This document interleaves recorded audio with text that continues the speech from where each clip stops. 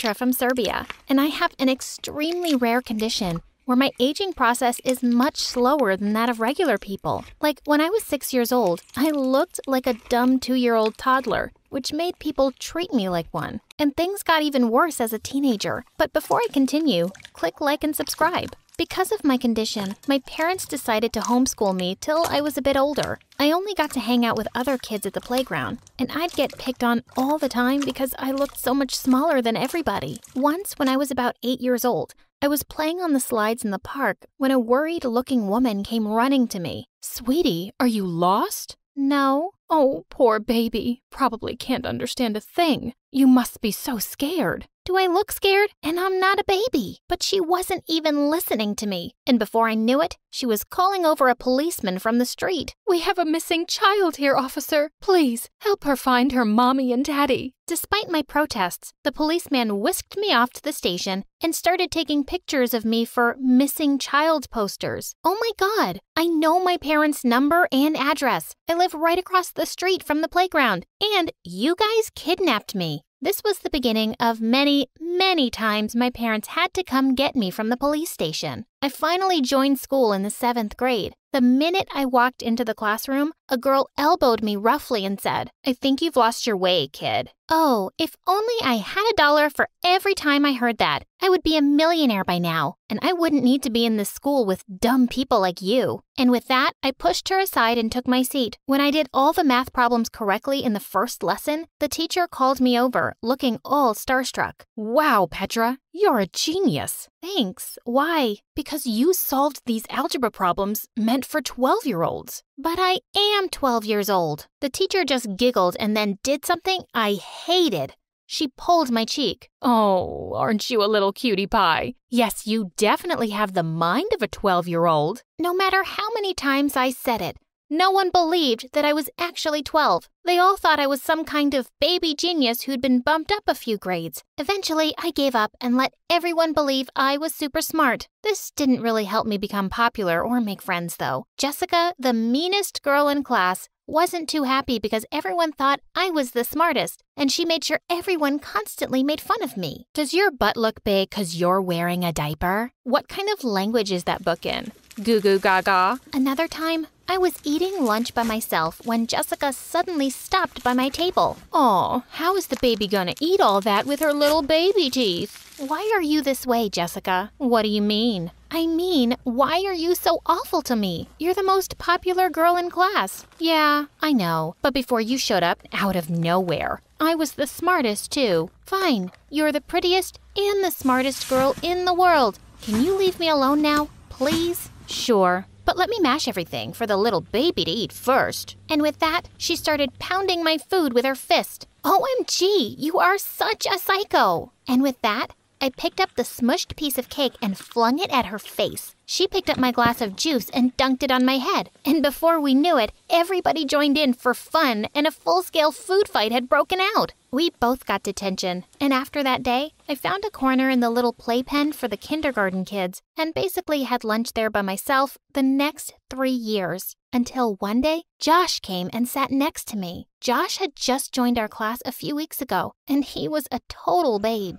With all the popular girls drooling all over him, I was sure he wouldn't notice someone like me, which is why I was pretty shocked to find him here. Why do you always have lunch alone? Is this your first time in high school? Of course, I don't expect someone like you to get it. He took my hand and looked deep into my eyes. I don't understand why someone as adorable as you is here either. I was so annoyed at how fast that made my heart beat. After that, Josh and I became really good friends. He'd always invite me to watch his football games and started coming over to my place for study dates. Since he'd joined so late, he needed to do a lot of catching up, and I was more than happy to help. I hated to admit it, I just had the biggest crush on him. The annual spring dance was around the corner, and it was all anyone could talk about at school. All the girls were yapping nonstop about their dresses and who they'd be going with. Of course, I was hoping Josh would ask me out, but when he didn't, I decided I didn't need to wait around like a sappy Disney princess. I'd ask him out myself. I bought tickets for the opening show of the new Avengers movie. Just as we were about to enter the theater, one of the cinema staff stopped me. Hey, little girl. You can't go in. That's a PG-13 movie. I'm almost 16. Here, look at my ID. We see fake IDs all the time, kid. Sorry, but I can't let you go. And with that, he pushed me out of line and refused to listen to me anymore. I can't believe this. Let's go then. Go? I mean, what's the point of wasting both the tickets? We'll still have dinner together, okay? And just like that, he turned and went inside. I was furious. I couldn't even go anywhere because he'd driven me here. When he finally came out after 3 hours, he was practically jumping with excitement. OMG, that was epic. Iron Man snapped his fingers and died, but he saved the world. He'd not only watched the movie without me, he'd ruined it for me completely. I thought maybe the rest of the evening would go a little better, but boy was I wrong. At the end of the meal, when the waitress brought us our fortune cookies, I looked over excitedly at Josh to open his and read the little note inside. Will you be my date for the spring dance, Josh? He looked up at me in complete shock. Petra, I don't know how to say this, but, no. How could you even think that? You're more like a little sister to me. I've already asked Jessica out. Man, you've really made things awkward. I felt so utterly crushed and stupid. I flung a glass of water in his face. I wish I could snap my fingers right now and make you disappear. And with that, I ran out of there and took the bus home. Nobody was more grateful than me when stupid high school ended and I was off to college. It wasn't too far from my town, so my parents could visit me often or come bail me out every time an officer thought I was an underage driver. Gosh, this is the 3rd time this month. Why are you police officers so dumb? Can't you see I have a real license? She doesn't mean that, officer. Come on, sweetie, let's go. My parents always had my back, but no one understood how frustrating it was for me to be treated like a kid all the time. Until I met Andrew. In my 2nd year at university, I took up a job as a professor's assistant for one of the courses. I knew the other students made fun of me behind my back, but one day they went really overboard. The professor was unwell and I was taking the class in his place. As soon as I turned my back to the board, I got hit by a dozen paper balls. I turned around to see everyone snickering. I'm your teacher. Didn't your parents teach you any respect? You're not our teacher. You can't even reach the top of the board without standing on a stool. Go back to school, loser. You can't behave this way with me. I want everyone who's responsible to apologize right now. Or you'll do what? Go crying to your mommy? I'll fail you in every single assignment. You do remember I grade them, right? Oh no, I'm scared. Miss Petra, will you forgive me if I give you a lollipop? That's it. Get out. Happy to.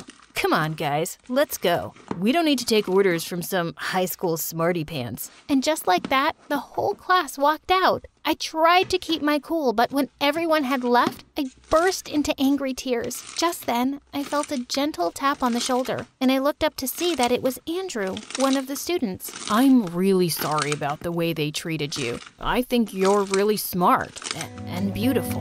We became friends, and soon after, we started dating. He was just the sweetest guy, and even though he looked much older than me, he was never ashamed to hold my hand in public, even if it got us weird looks. A few weeks later, I had an internship interview in another city, and Andrew offered to see me off at the airport. Just as I was leaving, he took my hand. Good luck, babe. I hope you get it, but I'll really miss you. And with that, he pulled me in for our first kiss. My head was still spinning with joy when suddenly I saw a few policemen walking towards us. Sir, please move away from the kid.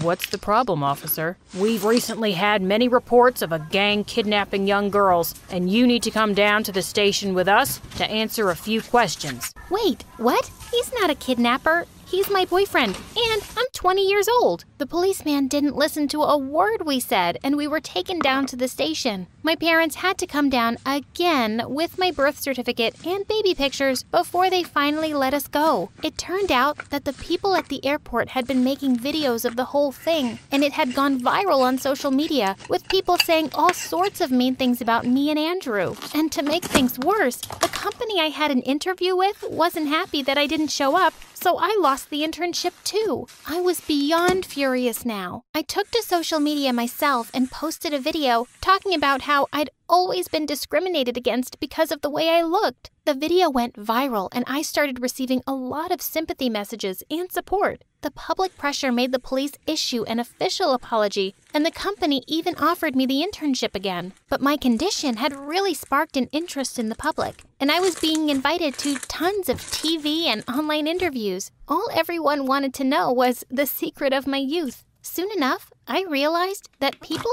envied me. One morning, I picked up the local newspaper from the door and was horrified to see my face splashed across the front page with the headline, "Girl Discovers Secret to Eternal Youth." Babe, come here and look outside the window. To my shock, there was a massive crowd of people outside our apartment building, and the minute they spotted me in the window, they started screaming. "Have you discovered the Fountain of Youth? Tell us where it is. What do you eat to look so young? I'll pay anything for it." With your anti-aging formula for youthful skin, we can become millionaires. Come work for our skincare company. This was complete madness, and I had to put an end to it. I opened the window, and everybody became quiet to hear what I had to say. Listen, there is no secret. It's a condition I've always had, and it's not a blessing. I've never had anyone take me seriously my whole life. I spent all of high school being bullied. My message to everyone is that we all need to learn to be happy in our own skins and accept everyone as they are. Thankfully, the message spread far and wide, and people didn't bother me again, but I still became pretty famous and was regularly called for talks on self-acceptance and against bullying. I'm married to Andrew now, and we have 2 young kids, and secretly, I really don't mind at all when someone says I don't look like a mom.